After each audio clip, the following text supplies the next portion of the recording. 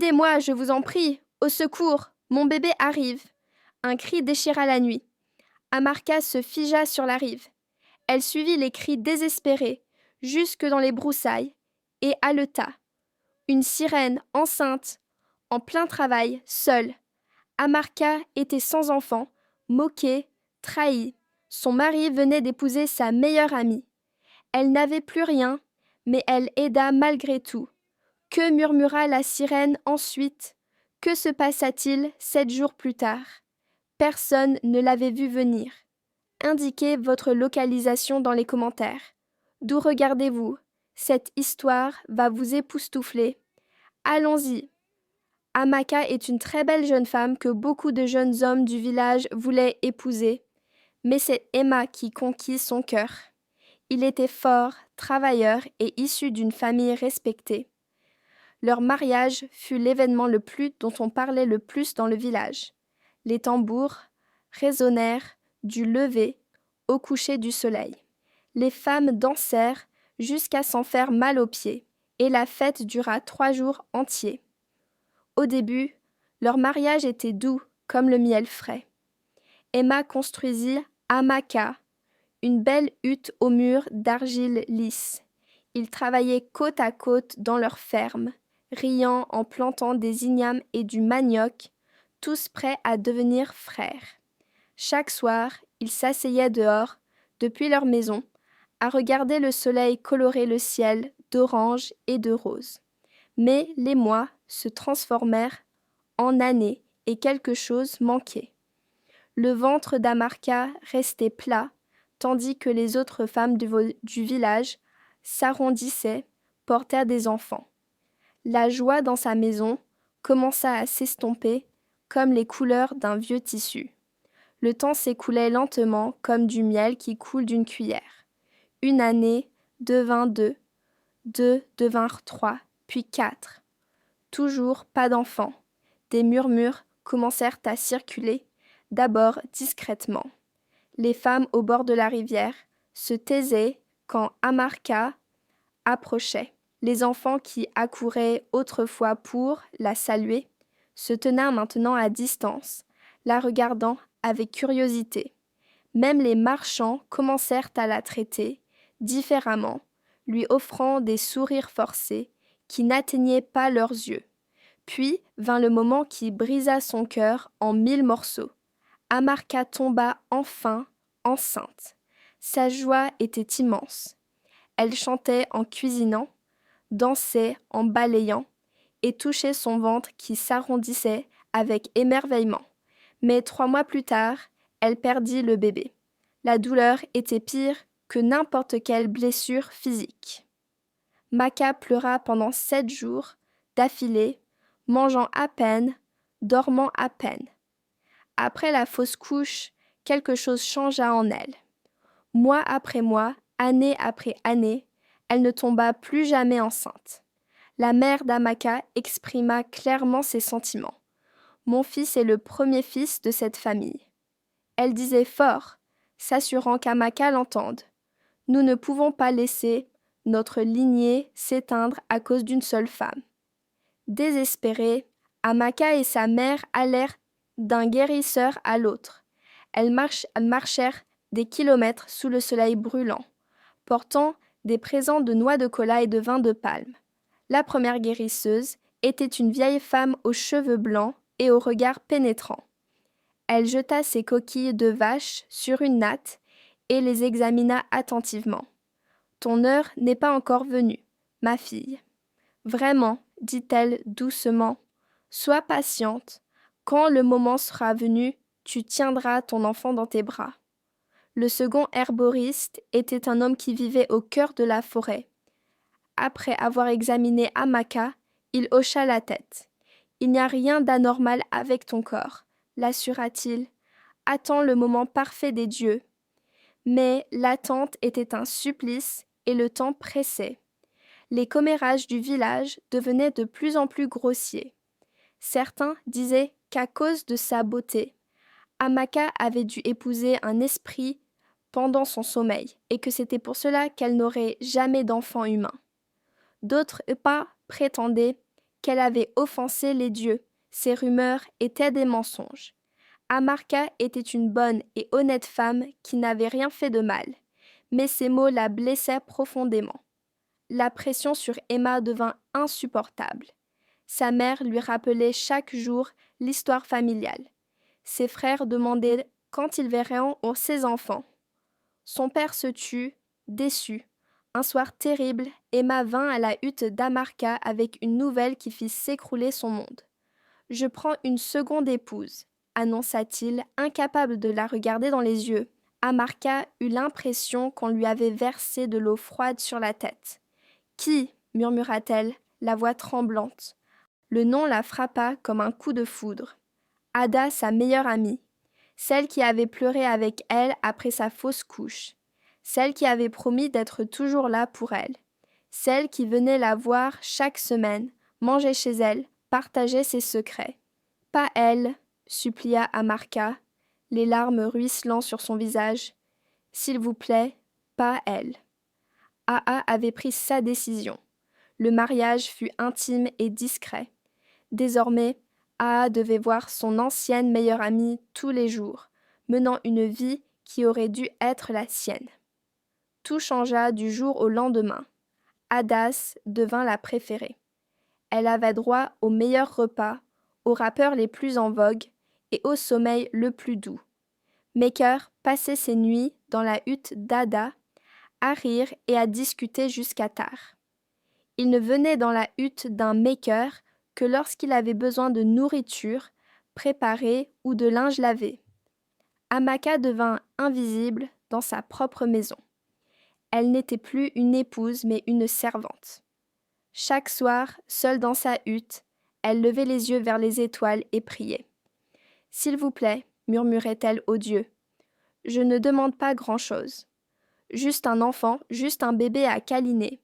S'il vous plaît, ne m'oubliez pas. » 3 mois après l'emménagement d'Ada, la famille se réunit pour une réunion importante. Amaka était assise dans un coin, essayant de, elle-même petite et invisible. La mère d'Emma se leva le visage rayonnant de joie. « Nous avons de merveilleuses nouvelles, » elle a annoncé. Ada est enceinte, la propriété a explosé de joie. On applaudissait, on dansait et on chantait. Emma souleva Adey et la fit tournoyer sous les acclamations de tous. Amaka se sentait se noyer. Le bruit autour d'elle s'estompa, comme si elle était sous l'eau. Sa poitrine lui faisait si mal qu'elle craignait que son cœur ne se brise. Elle se leva silencieusement et retourna à sa hutte sur des jambes tremblantes.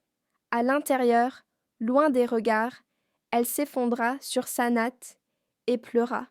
Tout son corps tremblait sous l'effet de son chagrin. « Pourquoi ?» s'écria-t-elle. « Qu'ai-je fait pour mériter ça ?» Le lendemain matin apporta encore plus de douleur. Au petit déjeuner, j'ai fait une annonce. Nous ne cuisinerons plus et ne travaillerons plus à la ferme. Il a déclaré « Elle doit se reposer et protéger le bébé. Amaka, tu t'occuperas de toute la cuisine et de la ferme à partir de maintenant. » Personne n'a demandé à Amaka si elle était d'accord. Personne ne se souciait de ce qu'elle ressentait. À partir de ce jour, la vie d'Amaka devint un véritable calvaire. Elle se levait avant le premier chant du coq. Tandis que les étoiles parsemaient encore le ciel, elle serrait son pagne autour de sa taille et parcourait le long chemin jusqu'à la rivière, portant son grand pot en terre cuite sur la tête, pendant que Amaka travaillait jusqu'à avoir mal au dos et les mains saignantes. Adi, assise à l'ombre, grignotait et riait avec Meka. Tandis qu'Amaka penchait sur le feu, la fumée lui piquant les yeux, Adi se frottait le ventre qui s'arrondissait et souriait. Mais Amaka ne se plaignait jamais. Elle priait. Chaque matin, chaque soir, elle implorait les dieux d'un miracle. La rivière était pour elle son seul havre de paix. Dans ces tranches matinales, où la brume s'élevait de l'eau et où les oiseaux commençaient à peine à chanter, elle pouvait respirer. Elle pouvait penser, elle pouvait espérer. Mais il y avait quelque chose d'inhabituel. à propos de cette rivière. Parfois, la brise qui soufflait sur l'eau était différente, plus fraîche que le vent habituel, emportant des murmures qui ressemblaient presque à des voix. L'eau semblait plus profonde la nuit, plus sombre, comme si elle recelait d'anciens secrets. Un soir, Amarka arriva à la rivière plus tard que d'habitude. La préparation du repas avait pris plus de temps et il lui fallait encore de l'eau pour le lendemain matin. La lune était pleine et brillante, suspendue dans le ciel comme une pièce d'argent, mais quelque chose clochait. L'air était trop chaud, la brise trop faible, alors que Amaka se penchait pour tremper son pot dans l'eau. Elle entendit un son qui la figea, un cri, doux et douloureux, venant de quelque part près. Au début, Amaka pensa qu'il s'agissait peut-être d'un animal pris au piège. Mais non, c'était différent. C'était une voix humaine emplie de peur et d'agonie. « Bonjour » appela Amaka, le cœur battant la chamade. « Il y a quelqu'un » Le cri devint plus fort, plus désespéré. Amaka posa son pot et suivit le son. Il la mena loin de la rivière, dans les épais buissons qui bordaient une rive. Des branches lui griffèrent les bras et accrochèrent dans son pagne, mais elle avança. Puis elle la vit. Une femme était allongée sur le sol dans une petite clairière, éclairée par le clair de lune. Mais ce n'était pas une femme ordinaire. Même dans la faible lumière, on pouvait voir que quelque chose n'allait pas, ou plutôt quelque chose était différent. Le bas du corps de la femme scintillait d'écailles qui captaient le clair de lune comme des joyaux. Ses cheveux étaient longs et mouillés, s'étalant autour d'elle comme des algues. Son ventre était énorme, gonflé par la grossesse, et elle était en plein travail, seule et terrifiée. Quand la femme aperçut une balise, leurs regards se croisèrent. La femme tenta de s'éloigner en rampant, mais elle était trop faible, trop avancée dans son travail. La peur eût envahi les yeux, le genre de peur qui naît lorsqu'on est vu alors qu'on est censé rester caché. « S'il te plaît, dit Amaka doucement, levant les mains, je ne te ferai pas de mal, je te le promets. » La sirène la fixa, accablée de chagrin, se demandant si elle pouvait faire confiance à cette étrangère. « Tu es en train d'accoucher, n'est-ce pas ?» demanda doucement Amaka. « Laisse-moi t'aider. » Quelque chose dans la voix d'Amaka dut toucher le cœur de la sirène, car elle cessa de tenter de fuir. Au lieu de cela, elle hocha la tête, les larmes coulant sur ses joues, et une nouvelle vague de douleur la fit crier. Amaka se rapprocha, oubliant ses propres peurs. Elle avait déjà aidé à accoucher dans son village. Elle savait quoi faire. Elle se blottit contre la sirène et prit sa main. « Regarde-moi, » dit Amaka d'un ton ferme. « Tout va bien se passer. On va faire ça ensemble. » La sirène serra si fort la main de Maka que ça faisait mal, mais Amaka ne se dégagea pas. Une autre contraction survint, et le cri de la sirène résonna dans la nuit. Un son à la fois humain et surnaturel, rempli d'une douleur ancestrale et d'une force intemporelle. « Respire, conseilla Amako. Inspire, expire. Voilà, tu te débrouillas magnifiquement. » Pendant des heures, elles travaillèrent ensemble sous la lune et les étoiles. Amaka oublia ses propres soucis. Elle oublia leur journée et aima. Elle oublia son ventre vide et ses rêves brisés. À cet instant, tout ce qui comptait était d'aider cette mère souffrante à mettre son enfant au monde. « Pousse !» l'encouragea Amaka alors qu'une autre contraction survenait. « Tu y es presque. Ton bébé est presque là. » La sirène hurla, un son qui fit onduler les eaux de la rivière et les oiseaux de nuit s'envoler. Elle poussa de toutes ses forces, ses écailles scintillant au clair de lune, le visage crispé par l'effort. Encore une fois, l'encouragea Amaka, juste une dernière poussée. Dans un cri final et puissant qui sembla faire trembler la terre, la sirène donna naissance à son enfant. un minuscule bébé apparut dans les mains tendues d'Amaka, parfait, magnifique, avec de minuscules écailles qui scintillaient comme des étoiles. Le premier cri du bébé était comme une musique claire et puissante. La sirène sanglota de soulagement et de joie, tendant les mains tremblantes vers son enfant.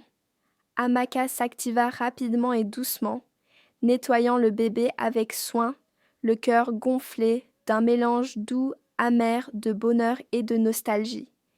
Elle baissa les yeux vers son propre linge.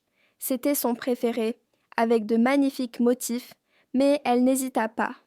Elle en déchira un morceau et enveloppa le bébé tendrement, protégeant son petit corps de la fraîcheur de la nuit. « Tiens, dit Amaka doucement en déposant le bébé dans les bras de la sirène. Ton bel enfant. La sirène serra son bébé contre elle, des larmes de joie mêlées à la sueur perlant sur son visage. Elle leva les yeux vers une balise, son regard si profond qu'il était aussi mystérieux que l'océan. « Merci, murmura la sirène, sa voix comme l'eau qui coule sur les pierres. Tu nous as sauvés toutes les deux. Tu es arrivée quand je n'avais plus d'espoir. N'importe quelle femme aurait fait la même chose, dit humblement Amaka. Non, répondit fermement la sirène, pas n'importe qui. Tu as un cœur bon, même s'il est empli de chagrin. Je ressens ta douleur humaine. Je sais ce que c'est que d'avoir les bras vides et les rêves brisés. Les yeux d'Amaka se remplirent de larmes. Comment cette créature pouvait-elle connaître sa plus grande souffrance? La sirène tendit la main et caressa doucement le visage d'Amaka. « Dieu voit tes larmes, dit-elle. Chaque prière que tu as murmurée, chaque nuit où tu as pleuré seule, elles ont toutes été entendues. Tes prières secrètes seront exaucées. » Avant qu'un marqueur puisse répondre, la sirène se releva lentement, serrant son bébé contre elle. Un marqueur l'aida à marcher jusqu'à la rive. Au bord de l'eau, la sirène se retourna une dernière fois. « Souviens-toi, dit-elle, la bonté n'est jamais vaine. Ce que tu donnes gratuitement te sera rendu au septuple. » Puis, son bébé en sécurité dans ses bras, la sirène glissa dans l'eau. Pendant un instant, Amaka put les voir tous les deux, juste sous la surface. La queue de la mère ondulant gracieusement, le bébé blotti contre sa poitrine. Ils firent un signe de la main, puis disparurent dans les profondeurs obscures. Amaka se releva et sa main était introuvable. Elle remplit rapidement son pot d'eau et rentra chez elle. Elle dit à personne qu'il ne s'était rien passé. Qui la croirait de toute façon? La vie reprit son cours. Amaka se réveillait toujours avant l'aube. Elle continuait de cuisiner, de nettoyer et de travailler. Le ventre d'Ada s'arrondissait de jour en jour et tout le monde dans le complexe s'occupait d'elle sans cesse. Mais quelque chose avait changé en Amaka. Les paroles de la sirène résonnaient dans son cœur. « Tes prières seront exaucées. » Cette nuit, après avoir aidé la sirène, Amaka fut un rêve. Dans celui-ci, elle se tenait à nouveau au bord de la rivière. L'eau brillait d'une lumière argentée et la sirène émergea souriante. Dans ses bras, elle portait non pas un bébé, mais deux, son propre enfant et un autre bébé enveloppé dans un tissu. La sirène s'approcha d'Amaka et déposa le deuxième bébé dans ses bras. « Ton heure est venue, dit-elle. Tes prières sont exaucées. » Amaka se réveilla les larmes aux yeux et le cœur battant la chamade. Le rêve lui semblait plus réel que la réalité. Le lendemain matin, elle se sentait étrange, pas vraiment malade, mais différente. Son corps était lourd et des vagues de nausées la prenaient et la quittaient. Elle essaya de les ignorer et de continuer son travail, mais l'après-midi, elle ne pouvait même plus se tenir debout. Un ouvrier la trouva allongée sur sa natte, trop faible pour bouger. Pour la première fois depuis mois, il la regarda avec inquiétude au lieu d'indifférence. « Je vais chercher le guérisseur, dit-il. Le guérisseur du village était un vieil homme qui soignait les malades depuis plus longtemps que la plupart des gens n'étaient en vie. Il vint à la hutte d'Amaka, l'examina attentivement, colla son oreille contre son ventre, prit son pouls et scruta ses yeux. Toute la famille s'était rassemblée dehors, attendant son diagnostic. Ada se tenait dans l'embrasure de la porte, la main sur son propre ventre de femme enceinte, observant la scène avec une expression indéchiffrable. Finalement, le guérisseur apparut. Un lent sourire se dessina sur son visage buriné. « Ama est enceinte, annonça-t-il. Les mots résonnèrent comme par magie. Emma resta bouche bée. Sa mère eut un hoquet de surprise. Les membres de la famille échangèrent des regards stupéfaits. Le sourire d'Adier s'estompa légèrement. Elle a besoin d'un repos complet. L'herboriste poursuivit. Pas de travail pénible, pas de stress. Cette grossesse est précieuse et doit être protégée. Après son départ, la propriété bourdonna de chuchotements. Comment était-ce possible? Après toutes ces années, certains parlaient de miracle. D'autres se demandaient si l'herboriste n'avait pas commis une erreur. Mais une personne connaissait la vérité. Elle toucha doucement son ventre et remercia silencieusement la sirène, où qu'elle soit sous les eaux sombres de la rivière. Les mois passèrent lentement, marqués par la croissance de 2 ventres dans la même propriété. Ada était maintenant enceinte de 8 mois et prête à accoucher d'un jour à l'autre. La grossesse d'Amaka se déroulait sans problème, même si on attendait d'elle qu'elle cuisine, bien qu'elle ne travaillât plus à la ferme. La dynamique dans l'enceinte avait changé. Les gens regardaient Amaka différemment désormais. Echo venait plus souvent à sa hutte, lui apportant de petits cadeaux, un fruit, un nouveau rappeur, des mots gentils. Sa mère, qui avait été si froide, lui souriait, maintenant parfois, mais il était trop tard pour que le cœur d'un marqué oublie la douleur qu'ils avaient causée. Puis vint le jour de l'accouchement d'Ada Aziz. Les sages-femmes se précipitèrent à sa hutte, tandis que ses cris emplissaient l'enceinte. Pendant des heures, elle poussa et pleura. Finalement, le soir, les pleurs d'un bébé annoncèrent une nouvelle arrivée. « C'est une fille !» s'écria la sage-femme. Emma se tenait devant la hutte d'Ads, le visage marqué par une nette déception. Dans leur culture, le premier enfant, surtout pour le premier fils d'une famille, devait être un garçon pour perpétuer le nom de famille, pour hériter de la terre, pour rendre les ancêtres fiers. Ada avait assuré à tous avec une telle confiance qu'elle attendait un garçon. Elle s'était trompée. La famille fêta l'événement, mais la joie était tiède. Ils essayèrent de la dissimuler, mais chacun savait qu'une fille était bien, mais qu'un fils aurait été mieux. Emma nomma la petite fille Chaka, ce qui signifie « Dieu est beau », mais son cœur n'était pas pleinement présent à la fête. Pendant ce temps, le ventre d'Amaka continuait de grossir, rond et plein. Elle sentait le bébé bouger en elle, de forts coups de pied qui la faisaient sourire. Elle restait éveillée la nuit, les mains sur son ventre, murmurant à son enfant à naître. « Je t'ai tellement attendu. » Elle disait « Tu es déjà tellement aimé. » Le moment d'Amaka arriva un matin ensoleillé, alors qu'Emma travaillait dans la ferme au loin. Le travail commença soudainement, des douleurs aiguës qui lui coupèrent le souffle. « Le bébé arrive !» cria-t-elle. Les sages-femmes accoururent. Elles l'aidèrent à se mettre en position, la soutenant, tandis que les contractions devenaient plus fortes et plus rapprochées. Mais cet accouchement était différent de ce qu'elles avaient prévu. Il fut rapide, incroyablement rapide.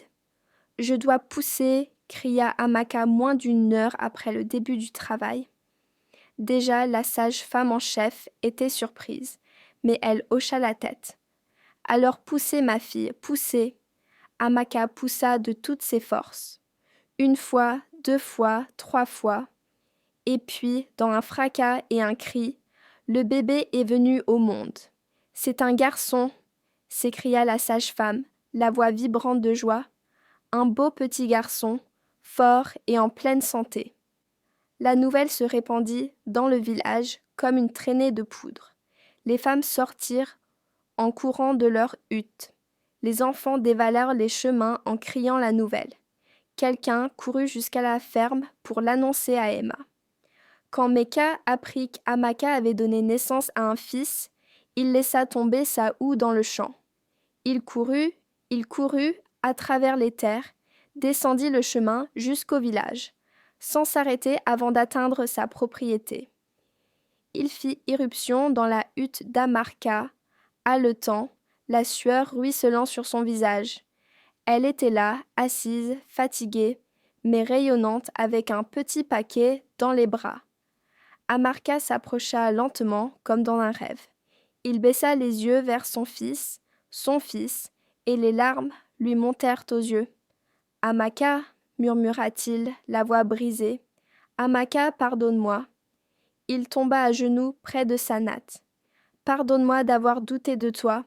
Pardonne-moi d'avoir fait entrer une autre femme chez nous. Pardonne-moi de t'avoir traitée comme une servante plutôt que comme mon épouse. Pardonne-moi de ne pas t'avoir soutenue quand tous les autres t'ont abandonné. » Amaka le regarda, cet homme qui lui avait brisé le cœur, et elle ressentit un étrange mélange d'émotions. La douleur était toujours là, mais aussi le soulagement et la joie pour son bébé, et l'épuisement et l'espoir d'un avenir meilleur.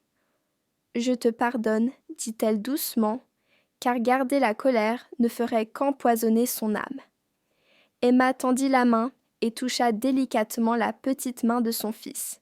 Les doigts du bébé s'enroulèrent autour du doigt de son père, et Emma sanglota ouvertement, toute sa fierté et sa déception s'évaporant face à ce miracle. La nouvelle de la naissance du fils d'Amaka se répandit au-delà du village. Des parents qui l'avaient abandonné apparurent soudain avec des cadeaux. La mère d'Emma, qui avait été si dure, vint à Emma se rendit à la hutte d'un marchand, les larmes aux yeux, et demanda pardon. Elle alla au marché et acheta au marchand les plus beaux pagnes, les plus beaux bijoux et suffisamment d'ignames pour nourrir tout le village. La famille, qui l'avait rejetée, rivalisa alors d'efforts pour lui témoigner son honneur.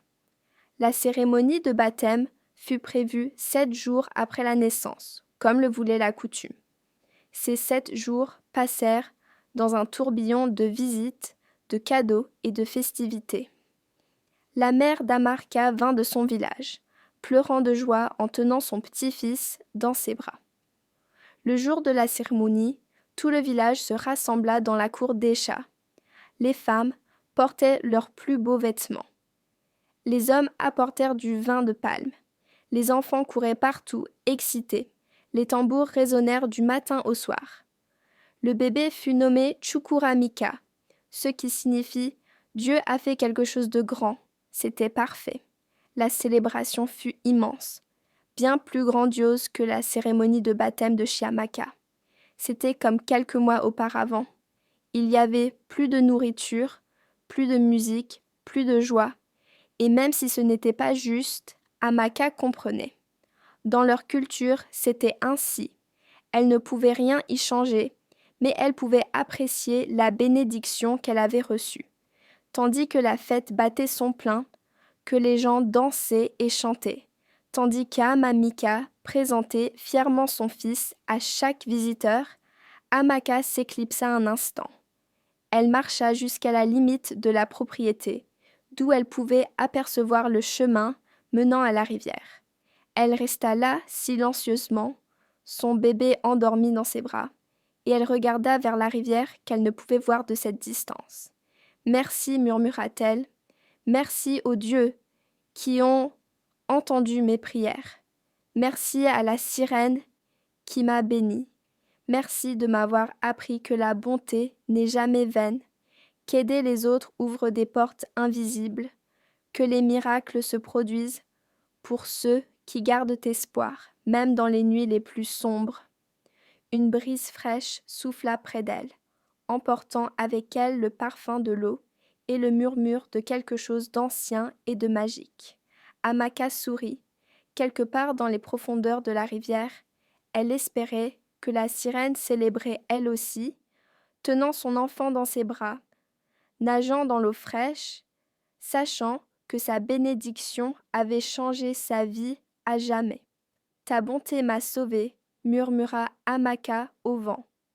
Alors qu'elle rejoignait la fête, serrant contre elle son bébé miracle, Amaka afficha un sourire sincère et profond, un sourire qui résonna jusqu'à son cœur guéri et reconnaissant.